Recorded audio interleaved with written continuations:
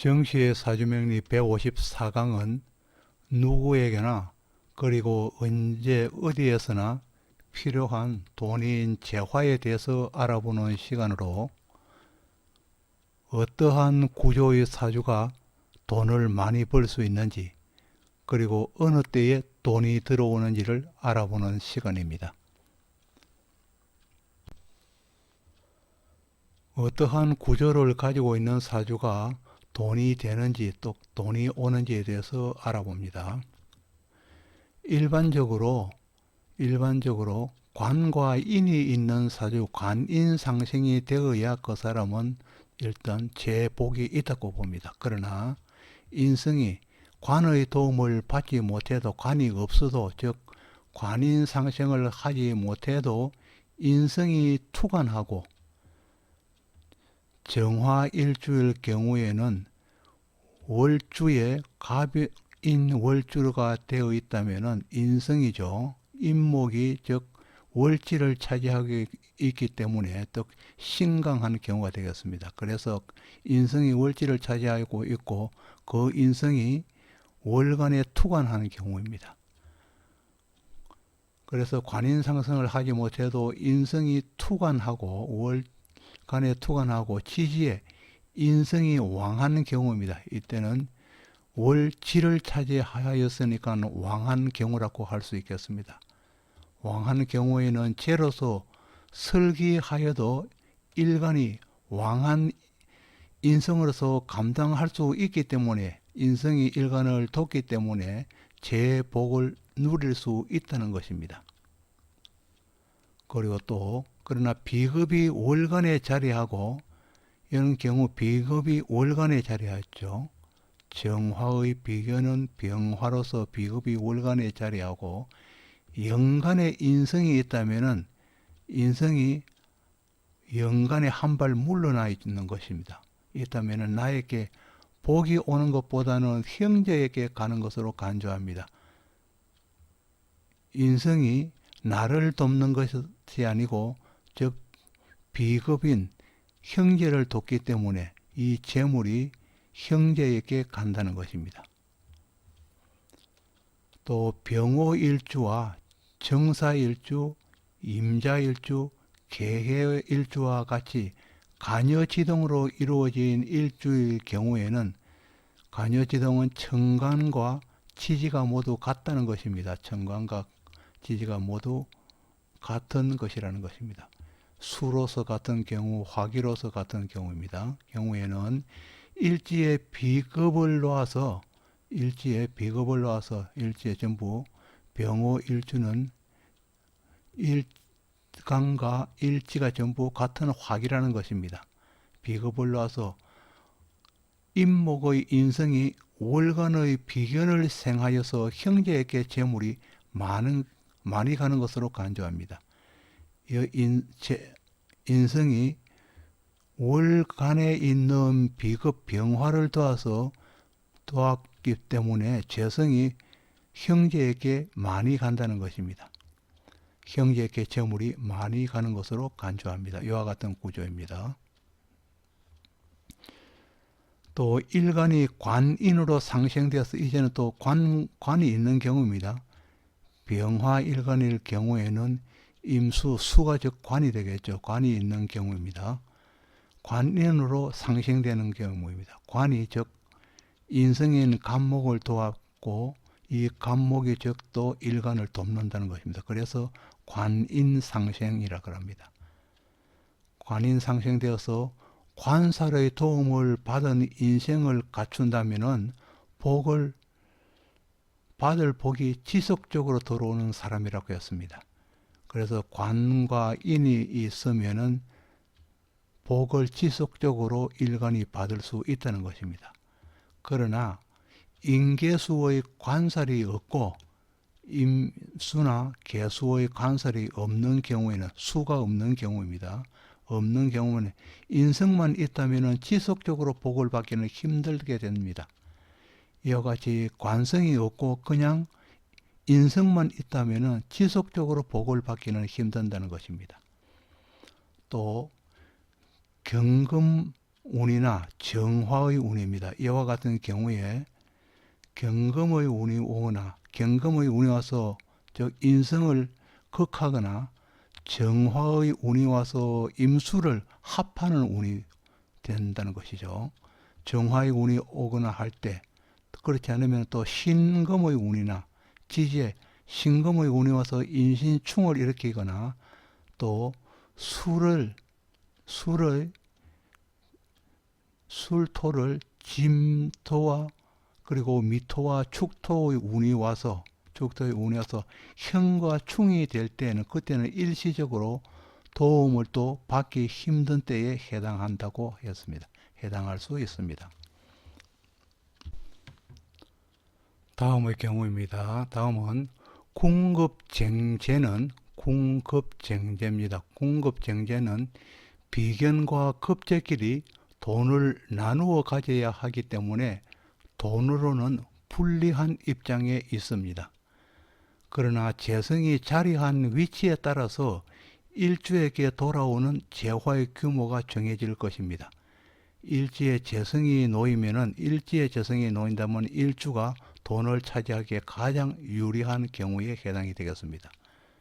궁급정제는 같은 경금이나 신금을 이야기하죠. 궁급정제가 같이 이렇게 많이 있을 경우에 재성 하나를 놓고 서로 다툰다는 것이 궁급정제입니다. 그래서 이 재성이 월지에 자리한다면은 이 형제한테 돈이 가는 것이고, 그리고 재성이 연지에 자리한다면 이 형제한테 돈이 가는 것인데, 그러나 일지에 자리한다면은 일간인 본인한테 돈이 많이 온다는 것입니다. 그래서 재성이 놓인 위치에 따라서 돈이 가는 것이 정해진다는 것입니다. 또 비겁이 있다면은 경쟁심이 발휘되어서 돈을 모으려는 마음이 강하게 발동됩니다. 왜냐하면 혼자보다는 여러 사람이 있기 때문에, 형제자매 여러 사람이 있기 때문에 돈을 모으려는 마음이 강하게 발동된다는 것입니다. 비겁이 있을 때 재성의 위치는 비겁보다 일주 가까이에 있어야 하고 시주에 자리해야 합니다. 일지에 재성이 자리하지 못하고 있을 때는 될 수 있으면 비겁이 오른쪽으로만 자리하고 있을 때, 즉 연간과 즉 월간과 일간에 자리하고 있을 때 이 재성은 월간과 연간보다는 멀리 있기 때문에 나에게 돈이 많이 온다는 것입니다. 그런 뜻을 가지고 있습니다. 또 경금과 신금으로서 궁급쟁제가 되고, 같은 경금과 신금으로 모여서 궁급쟁제가 되고, 쟤는 또 묘가 재성이 되겠죠. 정제가 되고, 재성으로서 묘를 둔 경우에는 경을 합으로 하려는 경향이 있기 때문에 일관도 재성에 있는 을목과 경을 합을 하려 하고, 월간에 있는 경금도 또 경을 합을 하려 하기 때문에 돈을 서로 다툰다는 것입니다. 경을 합을 하려는 경향으로서 형제의 돈도 나의 것으로 인식이 되어서 다른 일주들보다는 돈으로서 형제 간의 투쟁이 심하게 일어난다는 것입니다. 이러한 구조가 있을 때는 돈을 가지고 형제 간끼리 심한 다툼이 있다는 것입니다. 또 다음번에 예입니다. 또 비겁이 많고, 이와 같이 경금과 신금은 좀 비겁이 많죠. 비겁이 많고 재성이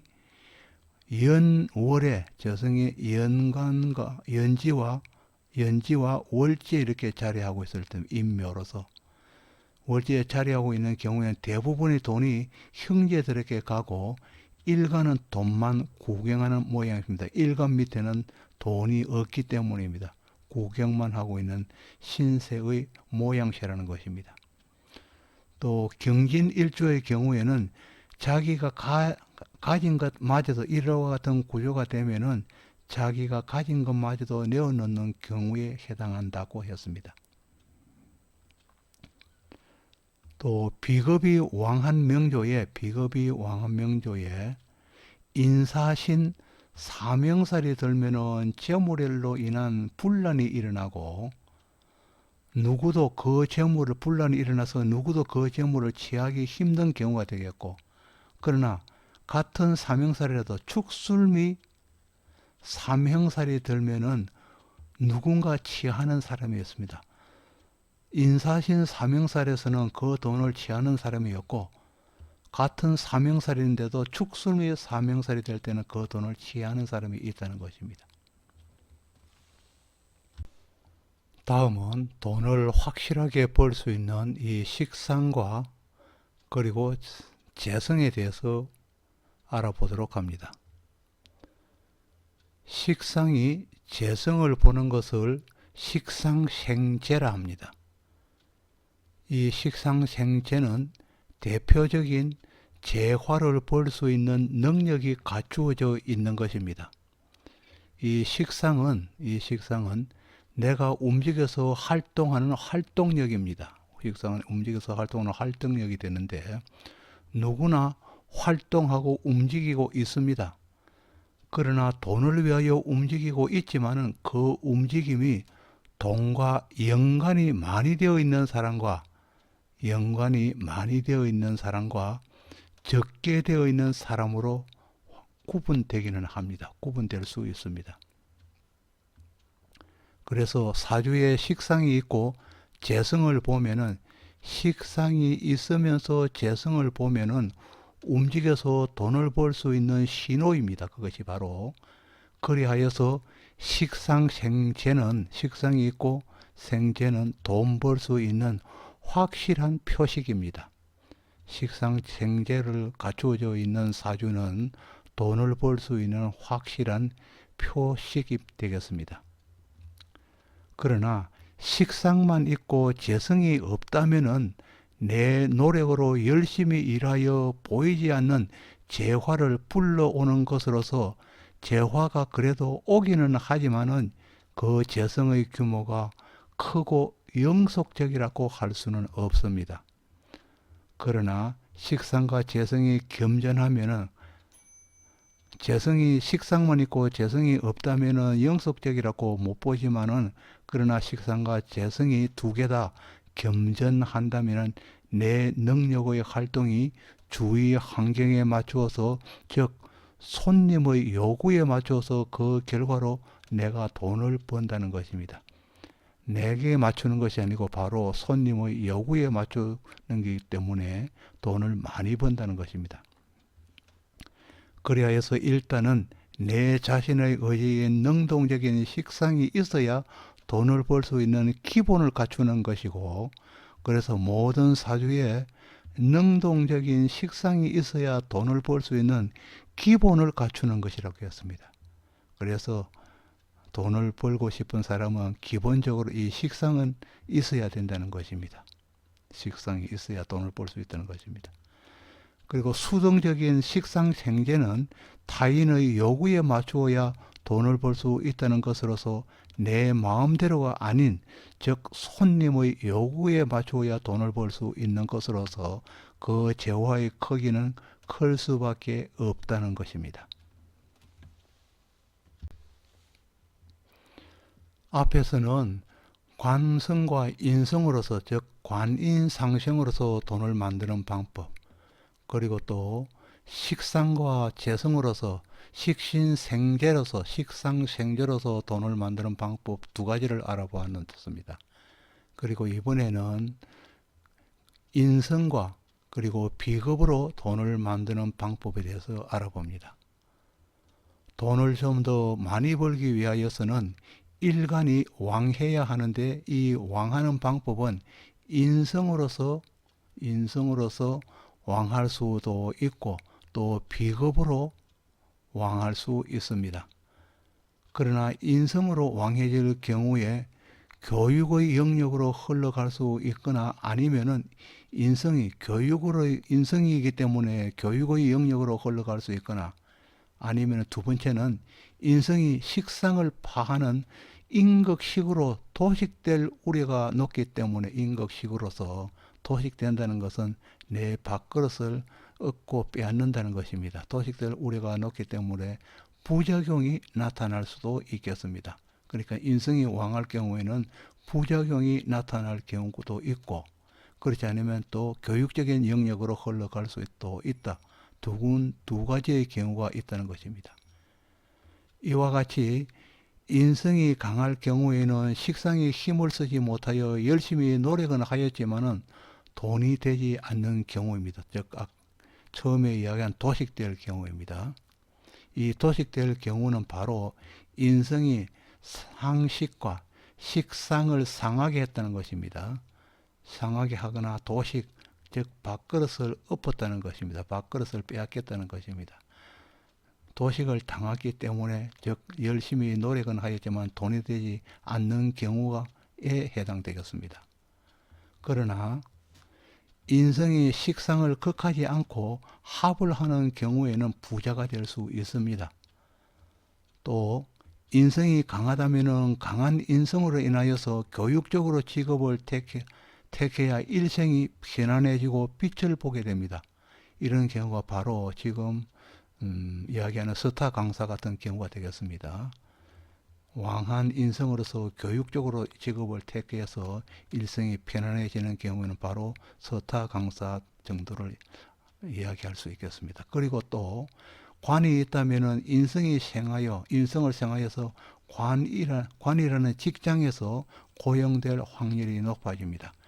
관이 있고 인성이 있는데 관이 있다면 제일 처음에 이야기했던 관인상생으로서도 돈을 만드는 경우가 해당이 되겠습니다.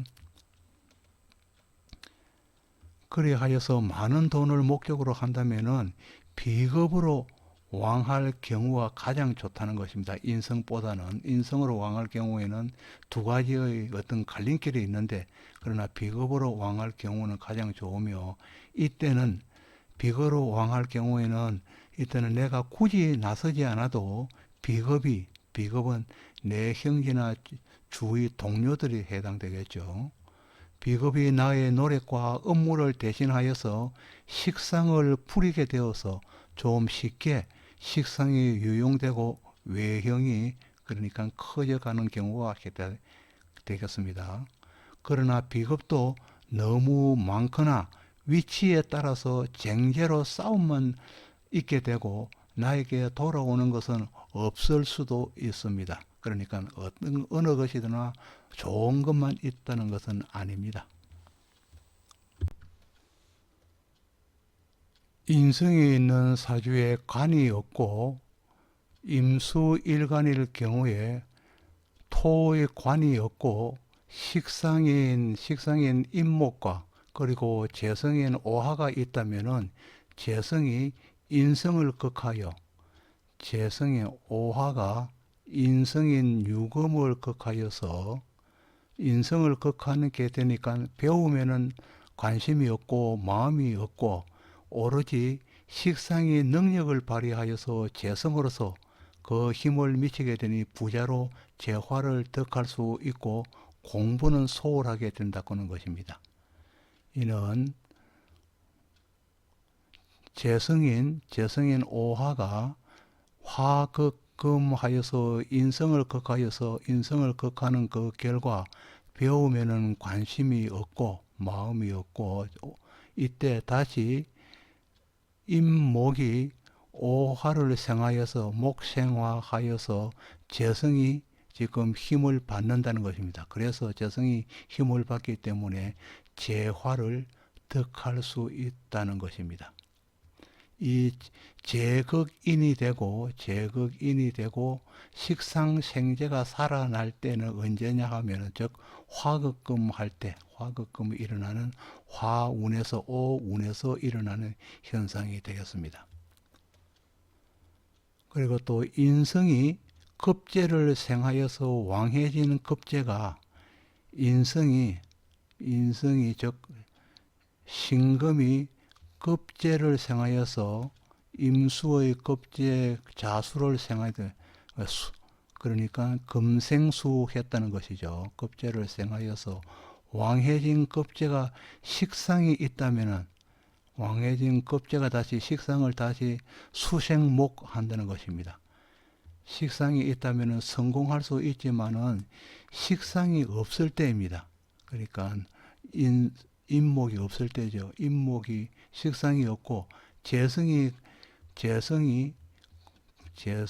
즉 오화죠. 재성이 비급에 의해서 파극되면은 그러니까 수극화한다는 것이 극된다는 것이며 파극되면은 재성을 모두 잃게 되는 경우에 해당한다는 것입니다. 이와 같은 경우에는 금생수하고 수생목해서 즉 식상이 살아나는 경우이고 이와 같은 경우에는 즉 식상이 없기 때문에 금생수하고 해서 이건 비경급제가 오화의 불을 꺼버린다는 것입니다. 그래서 그러면 재성이 지금 사라진다는 것입니다. 또 재성이 없어도 밑의 경우입니다. 재성인 오화가 없어도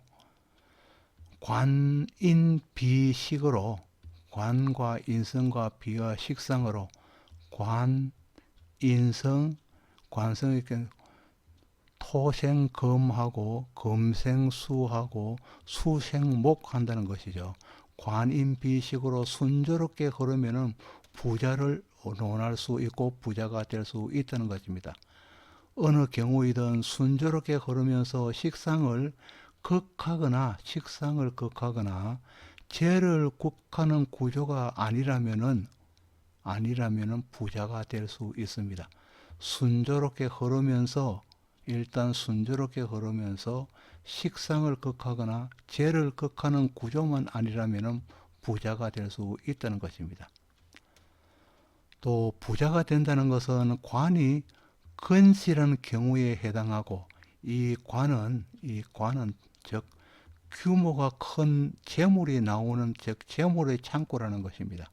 이 경우에 전체가 관살로 이루어지거나 관국을 형성하는 경우에는 신약하여도 부자가 될 수 있습니다. 또 관인비로 흘러가는 명조도 부자가 충분히 될 수 있습니다.